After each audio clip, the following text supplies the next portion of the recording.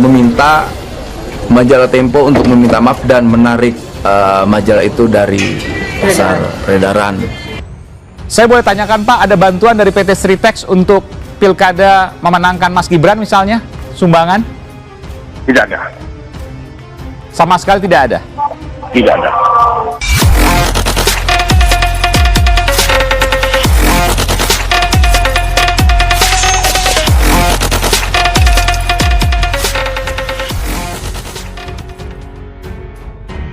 PPJNA 98, Pijar 98 dan RIH akan laporkan majalah Tempo ke Dewan Pers. Tempo tak takut. Organ pendukung Joko Widodo Jokowi yang terdiri dari PPJNA 98, Pijar 98 dan Relawan Indonesia Hebat RIH akan melaporkan majalah Tempo ke Dewan Pers.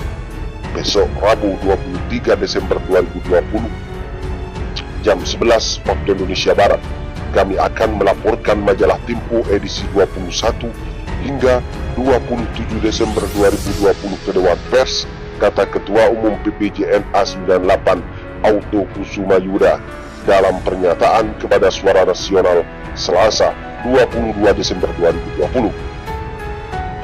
Anto mengatakan majalah Tempo edisi 21 hingga 27 Desember 2020 isinya penuh fitnah terhadap keluarga Presiden Jokowi Dodo, menggiring opini Gibran bahkan sampai Presiden Jokowi terlibat korupsi bansos, ungkapnya. Kata Anto, Gibran sendiri sudah membantah merekomendasikan tas bansos ke PT Sritek. Begitu pula PT Sritek membantah mendapat rekomendasi Gibran untuk pengadaan tas bansos jelas alumni Universitas Muhammadiyah Yogyakarta UMY. Menurut Anto, majalah Tempo selalu berlindung dalam cover post site ketika Gibran yang dihubungi tidak memberikan jawaban. Ketika tidak mendapat jawaban dari Gibran, bisa saja putra sulung Jokowi itu sibuk, jelas Anto. Sementara Ketua Umum Pijar 98 Sulaiman Haikal mengatakan, melaporkan majalah Tempo ke Dewan Pers bukan upaya membungkam pers. Tidak ada upaya membungkam pers. Ini upaya kami untuk meminta penjelasan dari Dewan Pers terkait laporan majalah Tempo itu, ujarnya. Sementara itu, Tempo mengatakan bahwa investigasi korupsi bansos Pemret majalah Tempo verifikasi sudah dijalankan. Pemimpin redaksi majalah Tempo Wahyu Diatmika mengatakan laporan majalah Tempo edisi 21 Desember 2020 tentang korupsi bantuan sosial atau bansos sudah menerapkan disiplin verifikasi yang ketat. Ia menyayangkan adanya sentimen yang menyebut bahwa laporan tersebut tendensius menyerang Partai Demokrasi Indonesia Perjuangan dan Gibran Rakabuming Raka, putra Presiden Joko Widodo. Tempo telah melalui upaya verifikasi berlapis dan konfirmasi dalam rangka mempersiapkan laporan ini, kata Wahyu Selasa 22 Desember 2020. Ia mengatakan laporan ini berawal dari sejumlah pengusaha yang menjadi korban pemerasan dari staf Kementerian Sosial. Dari situ tim redaksi Tempo kemudian menelusuri siapa staf yang dimaksud dan apa kaitannya dengan Menteri Sosial Budi Ari Batubara yang menjadi tersangka penerima suap bansos oleh Komisi Pemberantasan Korupsi KPK. Meminta majalah Tempo untuk meminta maaf dan menarik majalah itu dari pasar peredaran. Itu karena kami tidak mau ada sebuah kesimpulan masyarakat. Halo Bang, izin. Ya, masuk. Kami dari Tempo Bang, mau confirm aja soal video yang viral yang katanya banyak di gudang bantuan sosial tuh, paketan bantuan sosial di sini yang katanya kadaluarsa. Gitu. Tadi udah kesini kan Presiden Pak Stefano. Konfirmasi ke beliau aja. Boleh kami ke dalam Bang? Jadi yang katanya kadaluarsa. Yang mana kadaluarsa? Ya memang kita tahu ya, ini kasus ini terus menguak berbagai misteri yang sebelumnya tidak diketahui oleh publik.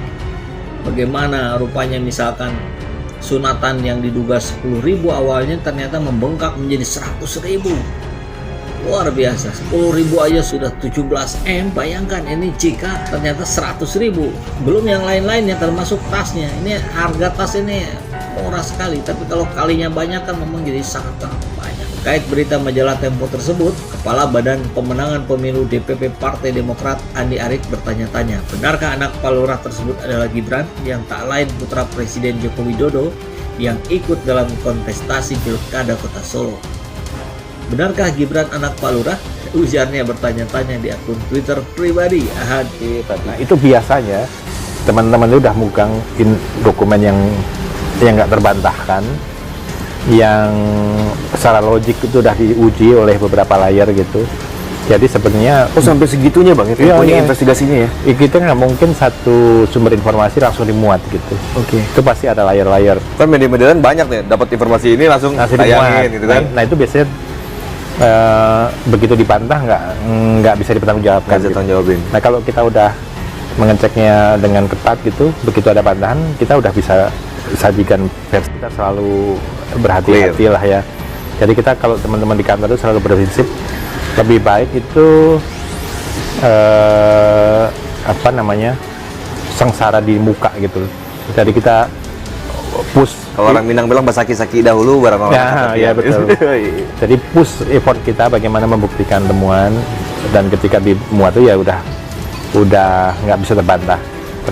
Nah baru setelah itu kalimat-kalimatnya harus diksinya harus pas, tidak disebut menghakimi, itu seni lagi. Nah makanya di Tempo itu memang itu prosedur tetapnya dari penulis, diedit, editor, satu layar lagi dibaca sama, ya baca ini sadar lah, tapi ada satu lagi editor bahasa.